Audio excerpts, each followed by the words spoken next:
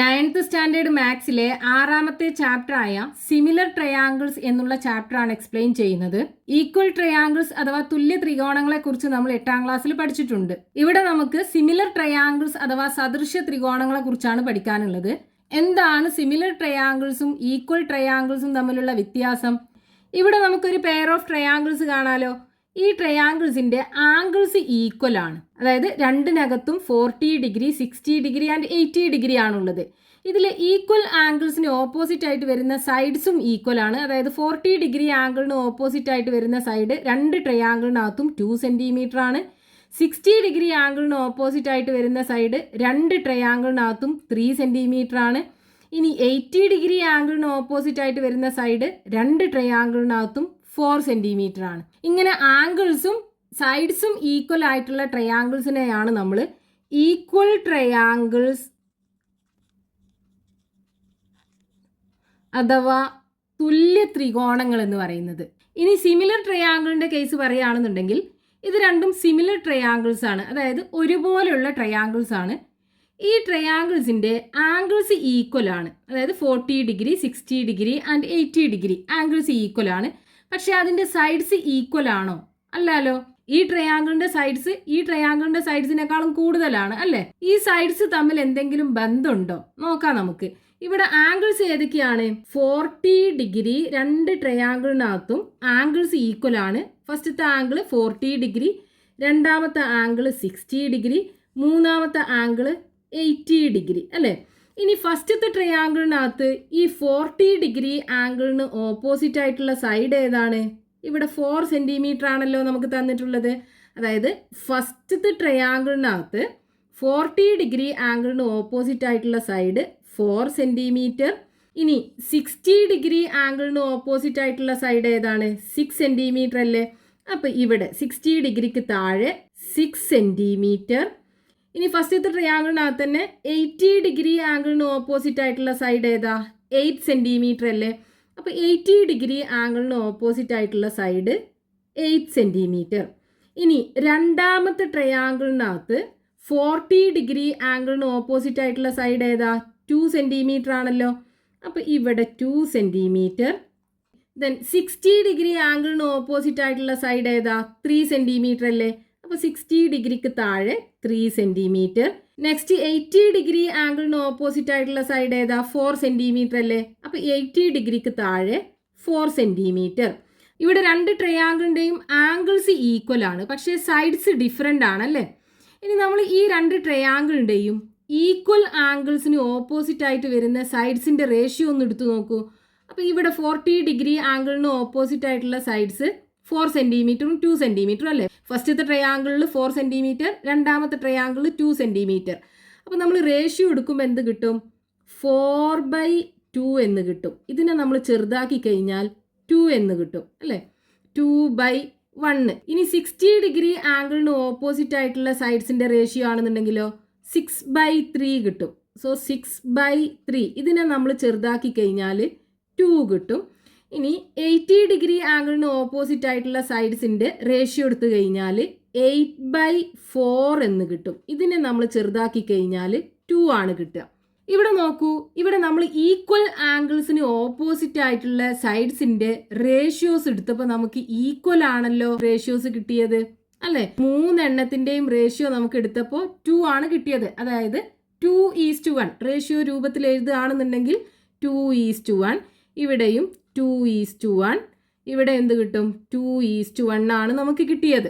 അതായത് രണ്ട് ട്രയാങ്കിൾസിന്റെ angles equal ആണെന്നുണ്ടെങ്കിൽ അതിലെ ഈക്വൽ ആംഗിൾസിന് ഓപ്പോസിറ്റ് ആയിട്ടുള്ള സൈഡ്സിന്റെ റേഷ്യോസും ഈക്വൽ ആയിരിക്കും. അപ്പൊ സിമിലർ ട്രയാങ്കിളിനകത്ത് അതിന്റെ ഈക്വൽ ആംഗിൾസിന് ഓപ്പോസിറ്റ് ആയിട്ടുള്ള സൈഡ്സിന്റെ റേഷ്യോസ് ഈക്വൽ ആയിരിക്കും. ഇനി ഇവിടെ നമ്മൾ ഫസ്റ്റത്തെ ട്രയാങ്കിളിന്റെ സൈഡ് ഡിവൈഡഡ് ബൈ രണ്ടാമത്തെ ട്രയാങ്കിളിന്റെ സൈഡ്സ് ആണ് എടുത്തത് അല്ലേ? അതായത് ഇവിടെ നമ്മൾ ഫ്രാക്ഷൻ രൂപത്തിൽ എഴുതിയപ്പോൾ ന്യൂമറേറ്റർ എല്ലാം എന്താണ്? ഫസ്റ്റത്തെ ട്രയാങ്കിൾ ആണ് നമ്മൾ എടുത്തത്. ഇനി ഇതിനെ നമുക്ക് നേരെ തിരിച്ചെന്തെടുക്കാം? രണ്ടാമത്തെ ട്രയാങ്കിൾ ന്യൂമറേറ്റർ ആക്കിയിട്ട് എടുക്കാം. അതേപോലെ ഫസ്റ്റത്തെ ട്രയാങ്കിളിനെ ഡിനോമിനേറ്റർ ആക്കിയിട്ട് എടുക്കാം. അപ്പം നമ്മൾ ഫ്രാക്ഷൻ എടുക്കുകയാണെന്നുണ്ടെങ്കിൽ 2/4 കിട്ടും അല്ലേ. അപ്പോൾ 1/2 അല്ലേ കിട്ടുക. അപ്പോൾ നമ്മൾ ചെറുതാക്കുമ്പോൾ ഇവിടെയാണെന്നുണ്ടെങ്കിൽ 3/6 കിട്ടും. അപ്പോൾ നമ്മൾ ചെറുതാക്കുമ്പോൾ 1/2 കിട്ടും. ഇവിടെയാണെന്നുണ്ടെങ്കിൽ 4/8 കിട്ടും. നമ്മൾ ചെറുതാക്കുമ്പോൾ 1/2 എന്ന് കിട്ടും. അപ്പോൾ റേഷ്യോ നമുക്ക് എന്ത് കിട്ടും? 1:2. അതേപോലെ ഇവിടെ 1:2.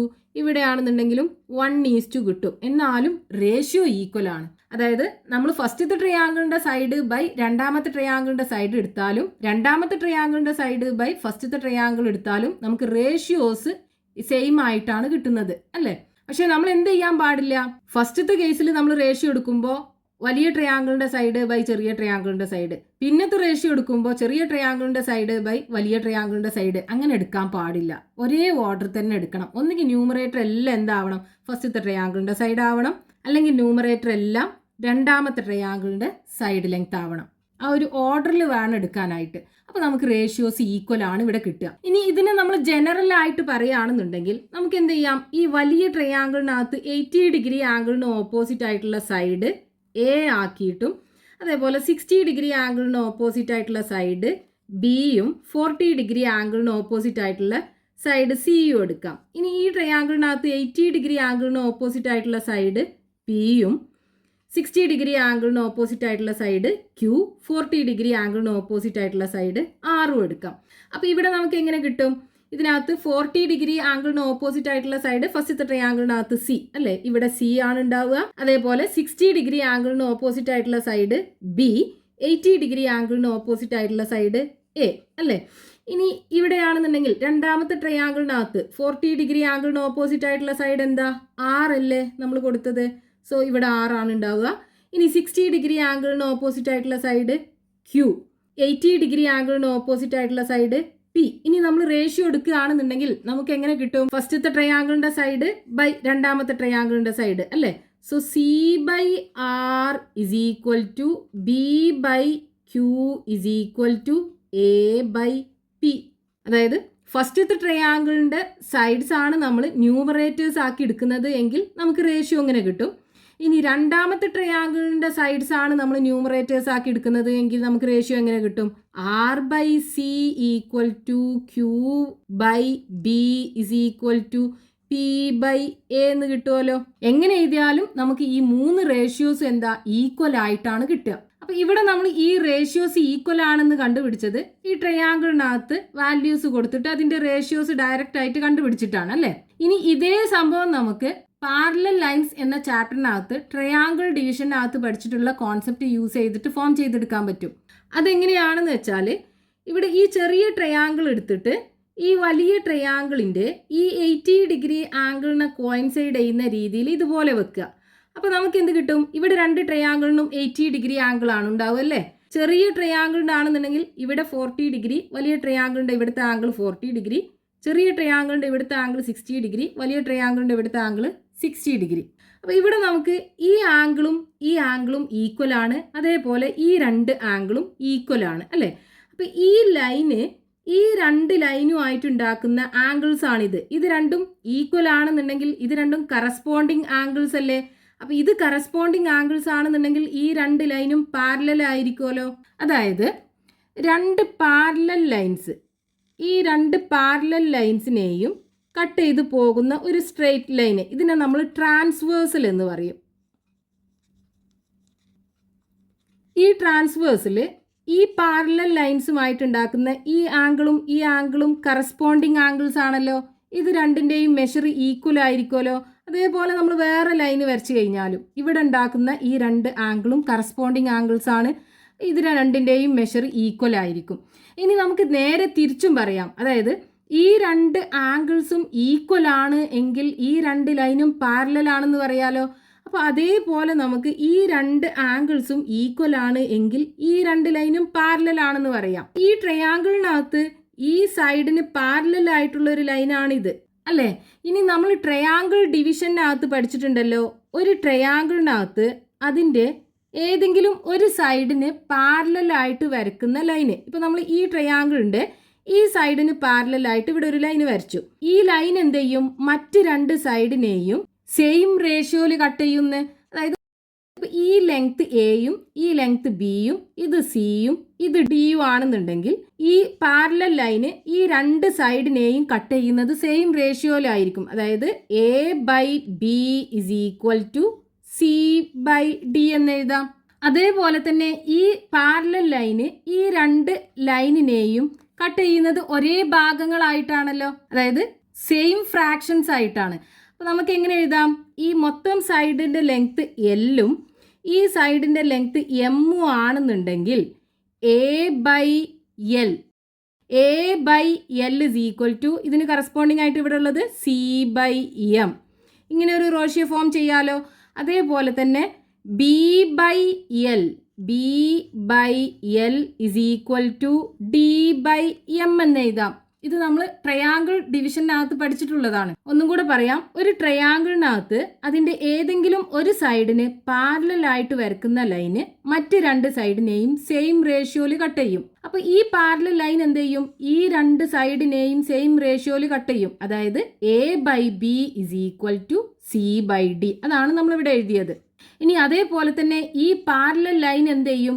ഈ രണ്ട് സൈഡിനെയും സെയിം പാർട്ടുകളായിട്ടാണ് കട്ട് ചെയ്യുക. അതായത് ഒരേ ഭാഗങ്ങളായിട്ടാണ് കട്ട് ചെയ്യുക. അപ്പോൾ നമുക്ക് പറയാം എ ബൈ എൽ ഒരു പീസിന്റെ length divided by total length, അതായത് A by L is equal to ഇതിന് കറസ്പോണ്ടിങ് ആയിട്ട് ഇവിടെയുള്ള length C by total length M. ഇനി ഈ പീസിന്റെ ആണെന്നുണ്ടെങ്കിലോ B by total length L, B by L is equal to ഇതിന് കറസ്പോണ്ടിങ് ആയിട്ടുള്ളത് D by total length M. അപ്പോൾ ഇങ്ങനെ 3 റേഷ്യോസ് നമുക്ക് ഇതിനകത്തുനിന്ന് ഫോം ചെയ്തെടുക്കാൻ പറ്റും. ഇനി ഇതേപോലെ നമുക്ക് ഈ ട്രയാങ്കിളിനകത്തൊന്ന് അപ്ലൈ ചെയ്ത് നോക്കൂ ഈ റേഷ്യോ. ആദ്യം നമുക്ക് ഇതിനകത്ത് ഇതിൻ്റെ സൈഡ്സ് ഒക്കെ ഒന്ന് മാർക്ക് ചെയ്തെടുക്കാം. ഇതിൻ്റെ ടോട്ടൽ ലെങ്ത് എന്താ? ഈ സൈഡിൻ്റെ ബി അല്ലേ? സോ ടോട്ടൽ ലെങ്ത് ബി ഇവിടെയാണെന്നുണ്ടെങ്കിൽ എ, ഈ സൈഡിൻ്റെ ടോട്ടൽ ലെങ്ത് സി. ഇനി ഈ ചെറിയ ട്രയാങ്കിൾ ഉണ്ട്, അതിൻ്റെ സൈഡ് ലെങ്ത് എന്താ? ഇവിടുന്ന് ഇങ്ങോട്ടുള്ള ഡിസ്റ്റൻസ് അല്ലേ, എത്രയാണ്? ക്യൂ. ഈ ലെങ്ത് ക്യൂ. ഇനി ഈ ലെങ്ത് ആണെന്നുണ്ടെങ്കിൽ ആർ, ഈ ലെങ്ത് ആണെന്നുണ്ടെങ്കിൽ പി. അതേപോലെ ഈ ട്രയാങ്കിളിനകത്ത് നമുക്ക് മാർക്ക് ചെയ്തെടുക്കാം. ഈ സൈഡിൻ്റെ ടോട്ടൽ ലെങ്ത് ബി, ഈ സൈഡിൻ്റെ ലെങ്ത് വലിയ ട്രയാങ്കിളിൻ്റെ സൈഡ് ലെങ്ത് എ,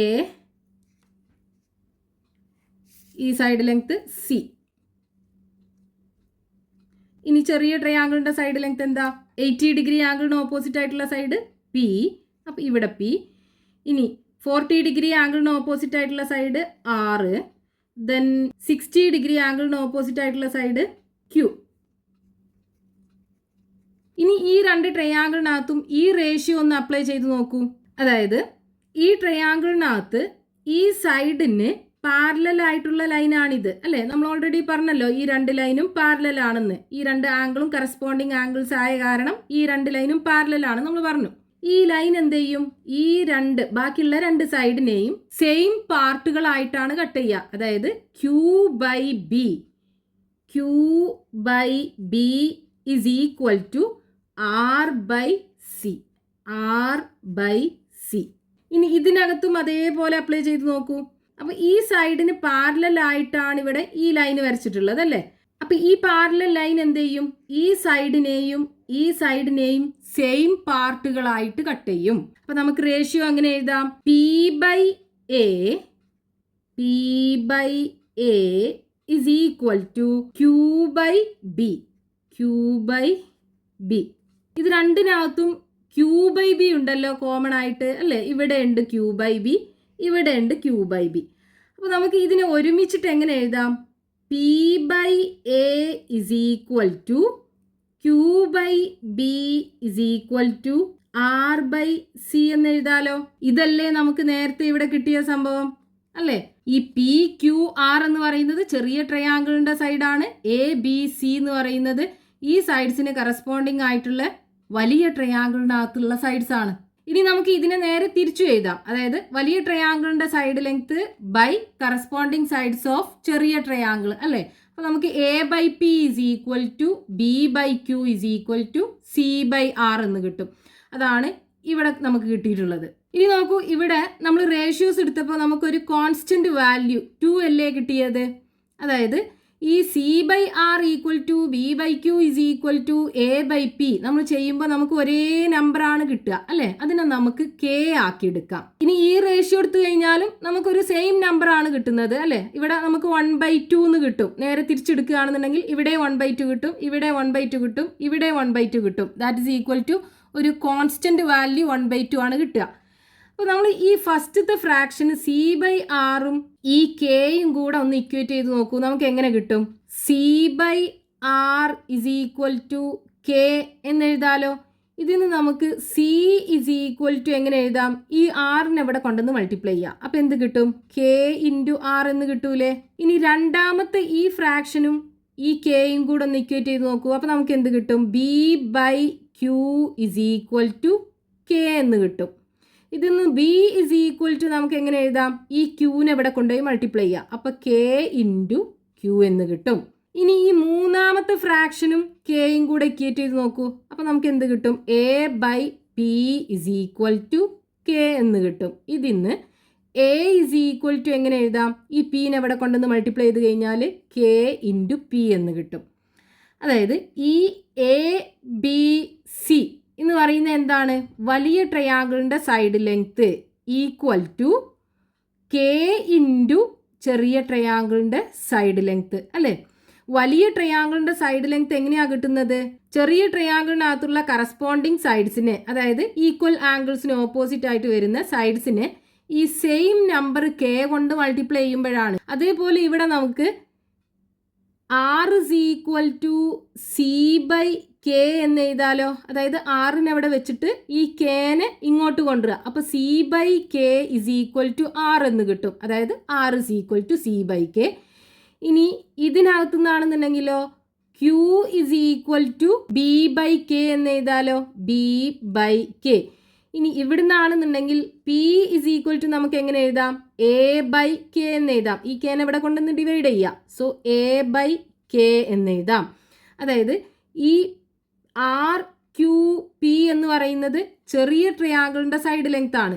ഈ ചെറിയ ട്രയാങ്കിളിൻ്റെ സൈഡ് ലെങ്ത് കിട്ടുന്നത് എങ്ങനെയാണ്? വലിയ ട്രയാങ്കിളിൻ്റെ കറസ്പോണ്ടിങ് ആയിട്ടുള്ള സൈഡ്സിനെ K കൊണ്ട് ഡിവൈഡ് ചെയ്യുമ്പോഴാണ് അല്ലേ. അപ്പം നമുക്ക് എങ്ങനെ പറയാം? രണ്ട് ട്രയാങ്കിളിൻ്റെ ആംഗിൾസ് ഈക്വൽ ആണ് എങ്കിൽ അതിലെ ഈക്വൽ ആംഗിൾസിന് ഓപ്പോസിറ്റ് ആയിട്ടുള്ള സൈഡ്സ് മാറുന്നത് ഒരേ തോതിലായിരിക്കും. അതായത് in triangle with the same angles, the sides opposite equal angles are scaled by the same factor. ഇവിടെ ഒരേ നമ്പർ കൊണ്ട് മൾട്ടിപ്ലൈ ചെയ്യുമ്പോഴാണ് നമുക്ക് അടുത്ത ട്രയാങ്കിളിൻ്റെ സൈഡ് കിട്ടുന്നത്. അതാണ് സ്കെയിൽഡ് ബൈ സെയിം ഫാക്ടർ എന്ന് പറയുന്നത്. അപ്പോൾ ഇത്രയാണ് നമ്മൾ സിമിലർ ട്രയാങ്കിൾസിൻ്റെ കേസിൽ അറിഞ്ഞിരിക്കേണ്ടത്. അതായത് രണ്ട് ട്രയാങ്കിൾസിൻ്റെ ആംഗിൾസ് ഈക്വൽ ആണ് എങ്കിൽ അതിനെ നമുക്ക് സിമിലർ ട്രയാങ്കിൾസ് എന്ന് പറയാം അല്ലേ. ഒരു സിമിലർ ട്രയാങ്കിൾസിനകത്ത് അതിൻ്റെ ഈക്വൽ ആംഗിൾസിന് ഓപ്പോസിറ്റ് ആയിട്ട് വരുന്ന സൈഡ്സിൻ്റെ റേഷ്യോസ് ഈക്വൽ ആയിരിക്കും. അതേപോലെ ഈ ചെറിയ ട്രയാങ്കിളിൻ്റെ സൈഡ്സ് വലിയ ട്രയാങ്കിളിൻ്റെ കറസ്പോണ്ടിങ് സൈഡ്സിൻ്റെ സെയിം പാർട്ടായിരിക്കും ഉണ്ടാവുക. പിന്നെന്താ നമ്മൾ പഠിച്ചത്? സിമിലർ ട്രയാങ്കിളിൻ്റെ സൈഡ്സ് മാറുന്നത് ഒരേ ഫാക്ടർ വെച്ചിട്ടായിരിക്കും. അതായത് ചെറിയ ട്രയാങ്കിളിൻ്റെ സൈഡ് ലെങ്ത് കിട്ടണം എന്നുണ്ടെങ്കിൽ വലിയ ട്രയാങ്കിളിനെ ഒരേ നമ്പർ കൊണ്ട് ഡിവൈഡ് ചെയ്യണം. വലിയ ട്രയാങ്കിളിൻ്റെ സൈഡ് ലെങ്ത് കിട്ടണം എന്നുണ്ടെങ്കിൽ ചെറിയ ട്രയാങ്കിളിൻ്റെ സൈഡ്സിനെ കറസ്പോണ്ടിങ് ആയിട്ടുള്ള സൈഡ്സിനെ ഒരേ നമ്പർ കൊണ്ട് മൾട്ടിപ്ലൈ ചെയ്യണം. ഇനി ഈ പാർട്ടിൽ ടെക്സ്റ്റ് ബുക്കിൽ കൊടുത്തിട്ടുള്ള എക്സാമ്പിൾ ക്വസ്റ്റ്യൻസ് നമുക്ക് നെക്സ്റ്റ് പാർട്ടിൽ എക്സ്പ്ലെയിൻ ചെയ്യാം.